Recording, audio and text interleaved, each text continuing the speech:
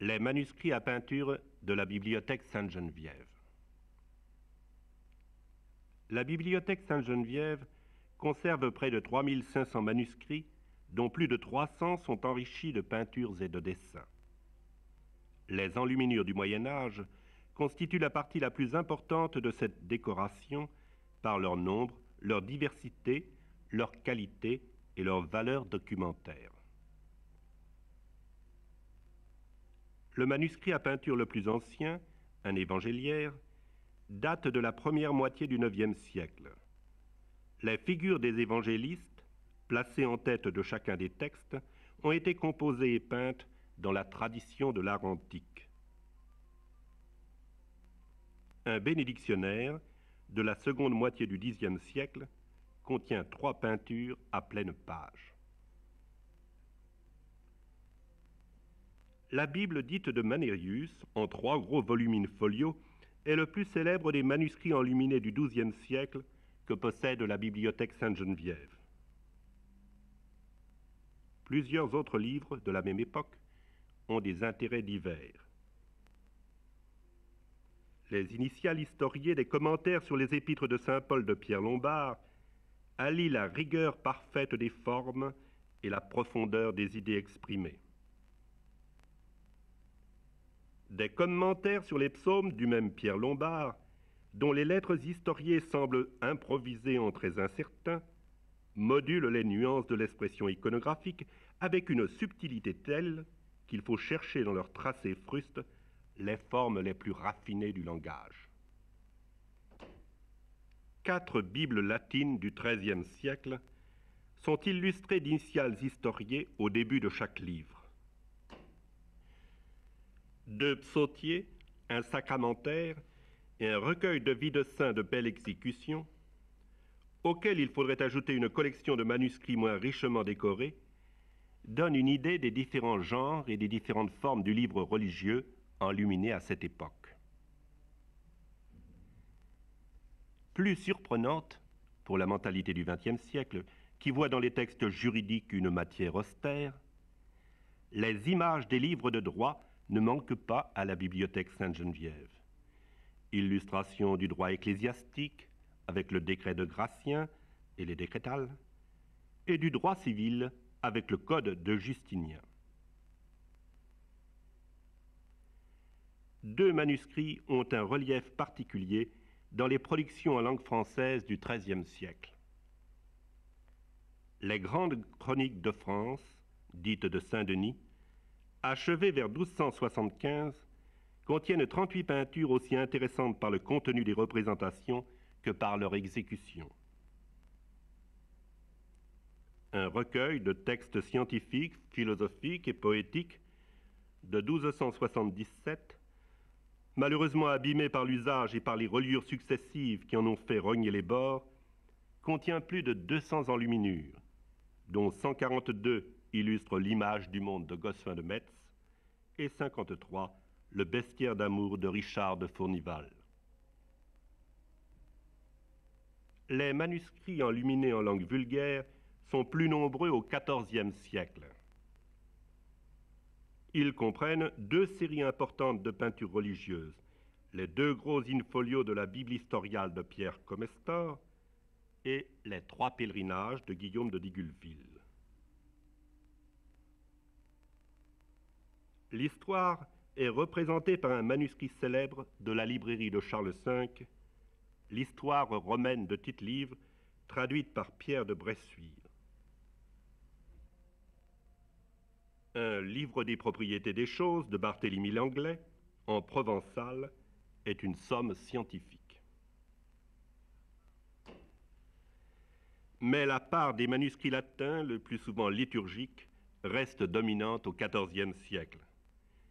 Les plus beaux sont un sacramentaire, un pontifical de Guillaume Durand et un missel.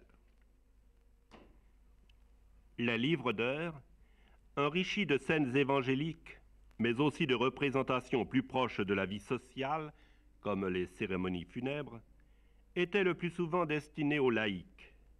Ils se sont multipliés au XVe siècle. La collection de Sainte-Geneviève en contient du début, du milieu et de la fin du siècle. Les illustrations d'un manuscrit des Grandes Chroniques de France et surtout d'un livre des propriétés des choses de Barthélemy Lenglet permettent de saisir l'évolution de l'iconographie au début du XVe siècle. Le réalisme naissant se marie dans des alliances souvent curieuses avec les artifices du langage conventionnel. Deux manuscrits de la Cité de Dieu de Saint-Augustin montrent les progrès et l'aboutissement de l'évolution vers la représentation de la réalité. L'un contient une vue de Rome où l'on peut identifier les monuments. L'autre présente des scènes où des personnages nombreux jouent des rôles variés dans une société vivante. Le relief plus accusé des quelques manuscrits évoqués ne doit pas cacher l'étendue et l'intérêt des œuvres plus communes. Les fonds de manuscrits à peinture de la bibliothèque Sainte-Geneviève offrent un panorama où peuvent se découvrir les principaux aspects de la vie médiévale.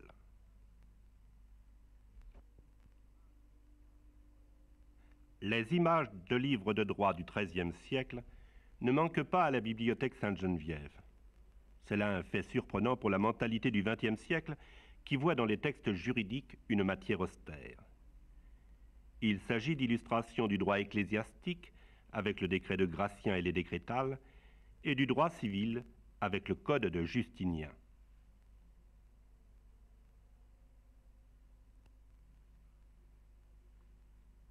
La part des manuscrits latins, le plus souvent liturgiques, reste dominante au XIVe siècle.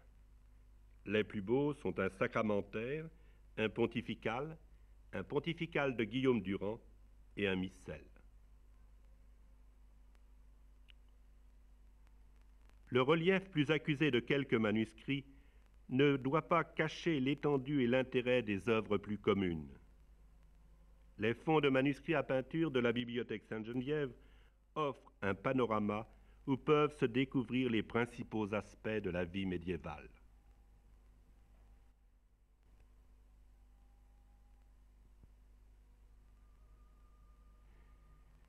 Factum est autem, postquam mortuus est Saül, ut David revertiretur a sede Amalek, et maneret in Sicelec duos dies. In die autem tertia apparuit homo veniens de castris Saül, veste con sissa et pulvere conspersus caput. Et, ut venit ad David, sesidit super faciem suam, et adoravit. Ait adolescens, casu veni in montem Gelboe, et Saül incumbebat super astam suam, occidieum, et tuli diadema codirat in capite eius, et armillam de brachio ilius, et attuliate dominum meum huc. Apprehendens autem David vestimenta suas sidit, omnesque viri qui erant cumeo, et planxeront, et fleveront, et ieudaveront usque ad vesperam. Dixit que David ad Juvenem, quare non timuisti mittere manum tuam, ut occideres Christum Domini. Vocansque David unum de pueris suis ait, accedens irue ineum, qui percussit illum et mortus est. Or, après la mort de Saül, David, qui revenait de battre les Amalécites, demeura 2 jours à Siclag. Et le 3e jour, voici qu'un homme arriva du camp, d'auprès de Saül, les vêtements déchirés et de la terre sur la tête. En arrivant auprès de David, il se jeta à terre et se prosterna. David lui dit, « D'où viens-tu » Il lui dit, « Je me suis sauvé du camp d'Israël. » David lui dit, « Que s'est-il passé? Informe-moi donc. » C'est que le peuple s'est enfui de la bataille, et beaucoup parmi le peuple sont tombés, et même Saül et Jonathan, son fils, sont morts. David dit au jeune homme qui lui apportait la nouvelle, « Comment sais-tu que Saül est mort, ainsi que Jonathan, son fils ?» Le jeune homme qui lui apportait la nouvelle dit, « Je me trouvais par hasard sur le mont de Gelboé, et voici que Saül était appuyé sur sa lance, tandis que les chars et les cavaliers le serraient de près. S'étant retourné, il m'aperçut et m'appela. Je dis, me voici. Il me dit, qui es-tu? Je lui dis, je suis un Amalécite. Il me dit, tiens-toi près de moi et donne-moi la mort, car je suis saisi de vertige, bien que ma vie soit encore tout en moi. Je me tins près de lui et lui donnai la mort, car je savais qu'il ne survivrait pas à sa chute. Puis, j'ai pris le diadème qu'il avait sur la tête et le bracelet qu'il avait au bras, et je les ai apportés ici, à mon Seigneur. David saisit ses vêtements et les déchira, de même tous les hommes qui étaient avec lui. Ils se lamentèrent, pleurèrent et jeûnèrent jusqu'au soir, à cause de Saül et de Jonathan son fils, du peuple de Yahvé et de la maison d'Israël, parce qu'ils étaient tombés sous le glaive. David dit au jeune homme qui lui avait apporté la nouvelle. D'où es-tu? Je suis le fils d'un résident amalécite. David lui dit. Comment n'as-tu pas craint d'étendre la main pour détruire loin de Yahvé? David appela l'un des garçons et dit. Avance et frappe-le. Celui-ci l'abattit et il mourut. David lui dit. Que ton sang soit sur ta tête, car ta bouche a témoigné contre toi quand tu as dit, c'est moi qui ai donné la mort à loin de Yahvé.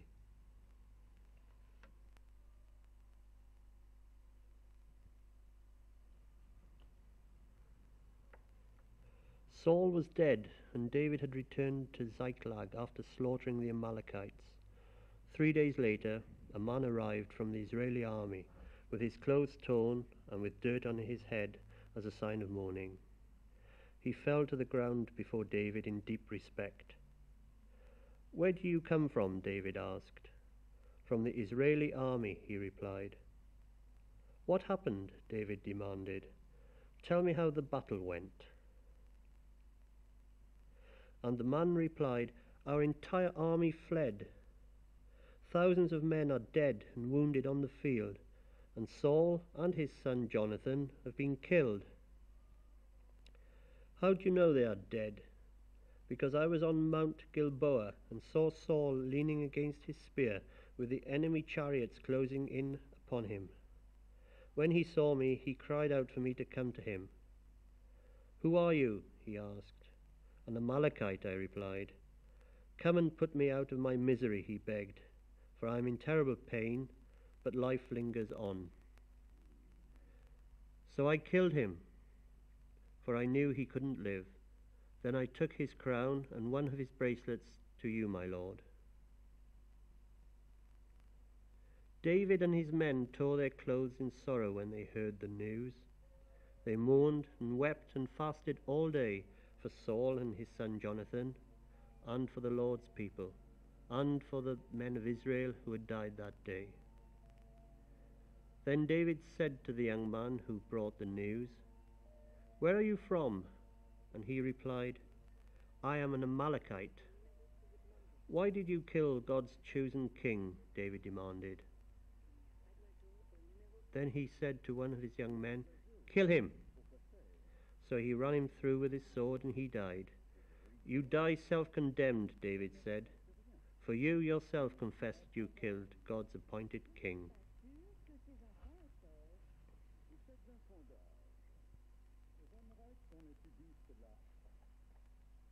En le milieu vit Aïn, qui de Coros et d'Ataïn sembla bien être méneresse, corps rosseuse et tançonneresse. Si n'était pas bien attorné, un semblait femme forcenée, rechignée avait froncier le vit, et le nez s'écorchier. Une image qui vilanie avait non revis des vers d'Estre. Bien sembla mâle créature, folle et crueuse, et outrageuse et médisant et ramponneuse. Après fut pointe convoitise, c'est celle qui la gens attise de prendre et de noyons donner, et les grands avoirs à unner. C'est celle qui semant d'emblée les larrons et les ribaudiaux, si est grand péché, grand mot, quand la fin main en convient prendre. c'est celle qui fait l'autrui pendre, rober, tolir et barreter. Une autre image y est assise, côte à côte de convoitise. Avarice était appelée. Laide est celle, et follée c'est l'image, et maigre et chétive, et aussi vert comme une cive. Delez li pendoué cimentio, à une perchette greyette et une côte de brunette.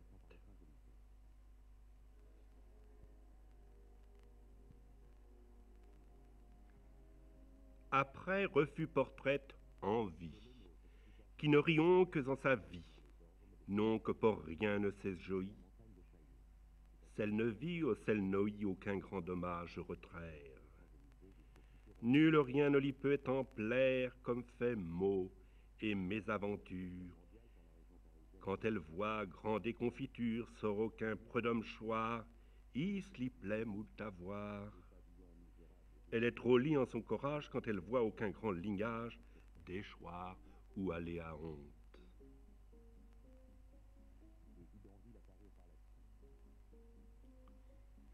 Imitation, reproduction partielle d'un comportement.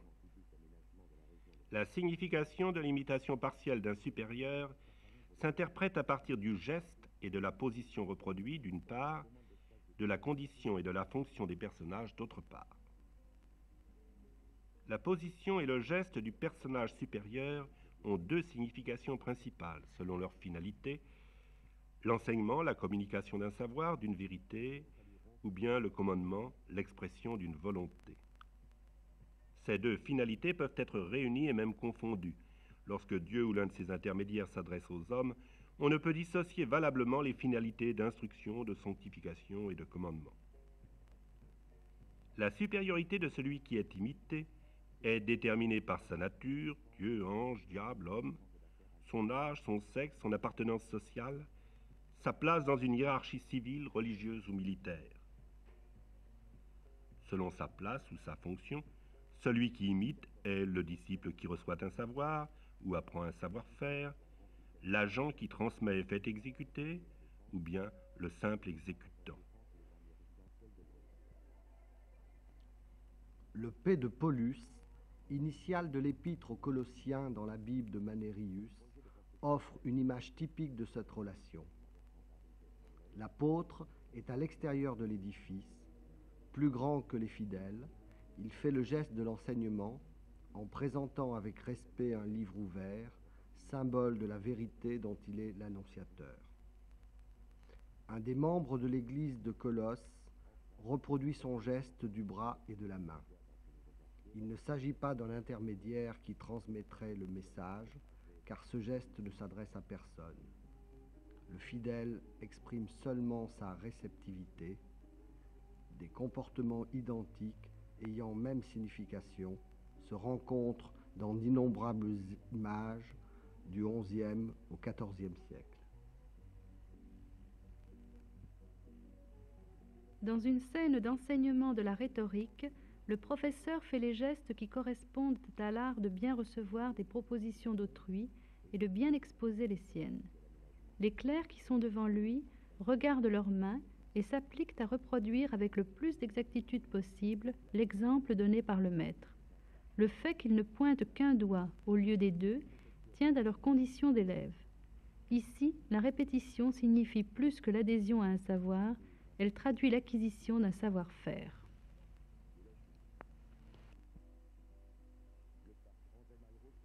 Gaston Phébus fait le même geste que les filles de la sagesse.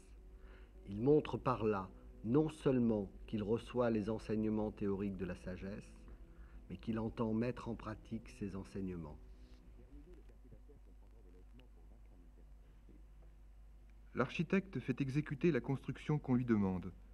Ce rôle d'agent est clairement figuré dans les miniatures.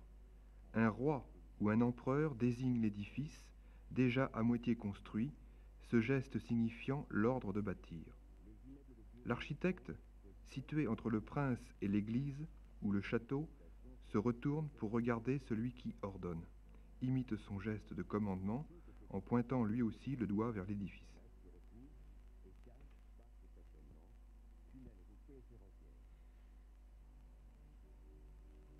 Imitation d'un égal.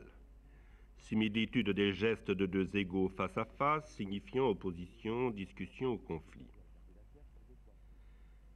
Lorsque deux ou plusieurs personnages situés face à face apparaissent dans une scène comme agissant à égalité, quelles que soient leurs conditions, la similitude de leurs gestes marque une opposition. Il ne s'agit pas à proprement parler d'une reproduction et d'une imitation, en ce sens qu'on ne peut désigner celui qui accomplit le geste le premier. Le problème d'une antériorité ne se pose d'ailleurs pas dans une image qui représente l'état de conflit et non le récit d'une rencontre. Les scènes dans lesquelles on trouve ces oppositions sont principalement de deux ordres. Lorsque les personnages font le geste de l'affirmation de la pensée, il s'agit d'une discussion ou d'un affrontement d'idées. Lorsque les personnages font le geste de l'ordre, il s'agit d'un conflit. Le premier type de relation, la confrontation des idées, se trouve souvent dans l'illustration de l'initiale de l'épître aux Hébreux de saint Paul. Cette dernière épître n'a pas en effet le même contenu que les précédentes, qui consistent en exposés doctrinaux et en conseils pastoraux. Saint Paul s'adresse aux Juifs. Le problème traité est celui de l'opposition entre la loi ancienne et la loi nouvelle. Les imagiers représentent l'apôtre seul d'un côté du M et de l'autre des Juifs lui faisant face. Dans la Bible de Manérius, un Juif, suivi d'une foule de coreligionnaires, s'appuyant sur un tau, brandit le rouleau de l'ancienne loi, en pointant le doigt horizontalement.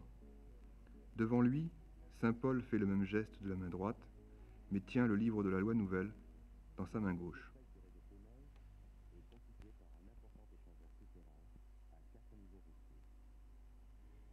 Dimension. L'imagier médiéval modifie les grandeurs. Par le jeu des dimensions, il crée des hiérarchies qui s'imposent à l'attention et s'interprètent en ordre de valeur. Situation. Comme un metteur en scène, l'imagier dispose les éléments de sa figuration dans l'espace. Au Moyen Âge, au XIe et XIIe siècle surtout, le cadre d'un espace tridimensionnel imposé n'exerce pas sa contrainte. Les situations des éléments figurés peuvent donc s'ordonner selon des usages et des règles et constituer un langage simple, immédiatement accessible et compréhensible. Le geste.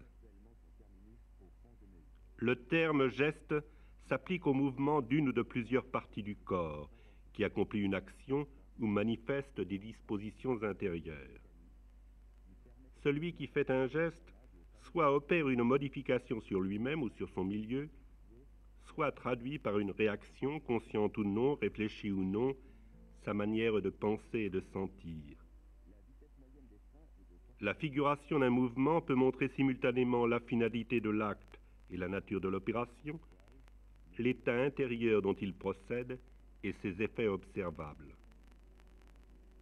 Mais il arrive que des gestes signifiant des intentions et des tonalités affectives ne correspondent pas à ceux de l'exécution concrète. Ils ne sont pas empruntés, au moins directement, aux réponses naturelles de l'homme en situation, mais résultent d'usages qui ont progressivement affiné et précisé le signe et sa signification symbolique. La position. La position d'un être correspond à la façon dont son corps se tient dans l'espace. Alors que le geste se traduit par des verbes, saluer, ordonner, enseigner, refuser, donner, la position s'indique par un adjectif, un participe ou un adverbe. Stable, assis, debout, bras levés. La position du corps et des membres s'apprécie par rapport aux trois dimensions, en tenant compte de l'axe vertical et de la ligne des épaules. On étudiera successivement les positions du corps, des bras, des mains et de la tête.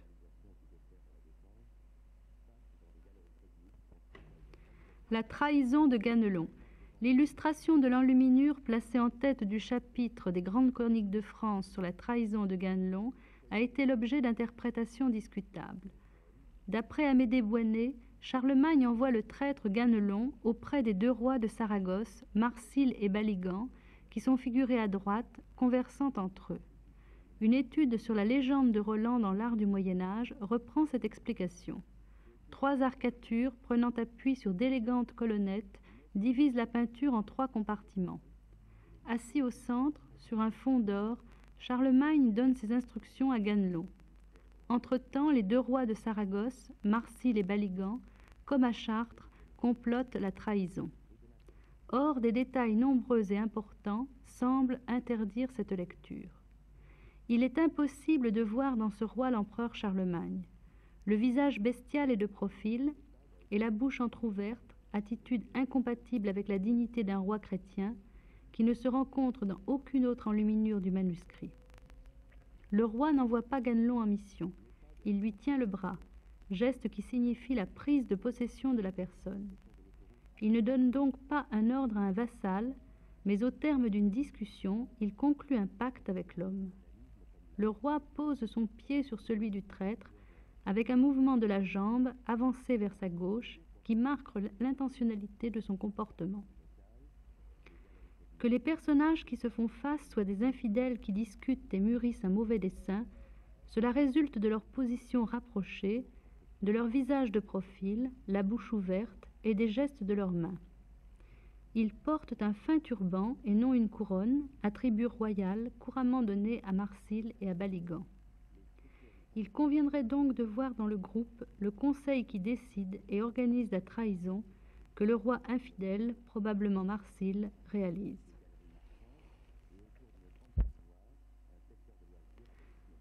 L'enluminure n'illustrerait pas l'envoi de Ganelon par Charlemagne, leur mandat par Ganelon qu'il reçut baptême ou qu'il l'y envoyasse tréhu, mais serait inspirée par la suite du texte, à Ganelon le traiteur, qui le message avait fait, présentèrent, pour lui décevoir, 20 chevaux chargés d'or et d'argent et de drap de soie, pour ce qu'il leur livra, pour auxierer Roland et Olivier et les autres combattés hors de l'Ost, et l'y traître s'y accorda et reçut les richesses. Quand il ore ainsi la trahison pour parler et confirmer, Ganelon retourna à Charlemagne. Vitrail, vie de Saint-Éloi par Nicolas Cordonnier, La vitre des orfèvres. Les joueurs de cartes de Paul Cézanne. 14 juillet de la Fresnay. Tableau Bonjour Monsieur Courbet de Gustave Courbet, 1819-1877, musée de Montpellier. Le nouveau-né, tableau de Georges de la Tour, 1593-1652, musée de Rennes. La carriole du père Junial, tableau de Henri Rousseau, dit le douanier, 1844-1910. Area Area, tableau de Paul Gauguin,